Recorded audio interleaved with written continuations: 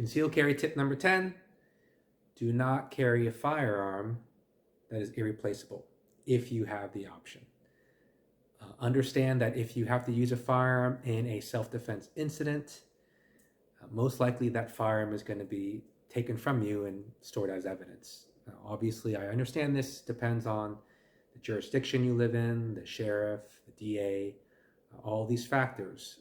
But just understand, if you choose to carry an irreplaceable firearm or a family heirloom, that gun might be out of your possession for some time. This is just my opinion. Obviously, if you have only one firearm, by all means carry that firearm. But if you have the ability to choose, just choose a firearm that you can live without. So case in point, I have a SIG 239.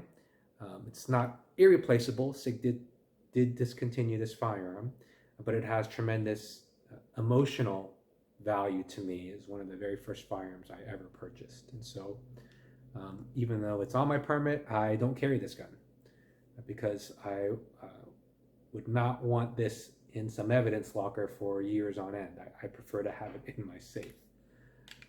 Contrarily, this is a Glock 19. Now, you might say, oh wow, that has a lot more value because of the stuff I've added to it, but Glock 19s, even in the state of California, are a dime a dozen. They're also cheaper than the SIGs. So if I were to have to give up this gun for many, many years, I wouldn't feel bad about it. I'd just go get another Glock 19. And so that's kind of my point. Just understand when you choose to carry a firearm, and if you are in a self-defense incident, you may lose possession of that gun. I'm not saying don't invest in your firearm. I'm not saying don't buy the best firearm you can afford, because it's a self-defense tool. And if your life depends on it, you want to have the best tool available, right? But if it's a family heirloom, your great-great-great-grandfather's gun that's been passed down from generation to generation, just understand that you're going to potentially lose possession of that.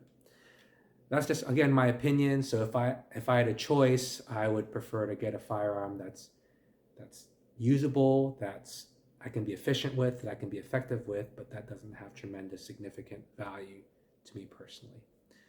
Hope that helps. That's, again, CCW tip number 10. Don't carry a firearm that's irreplaceable. As always, stay safe, continue to train, and I will see you on the next CCW tip.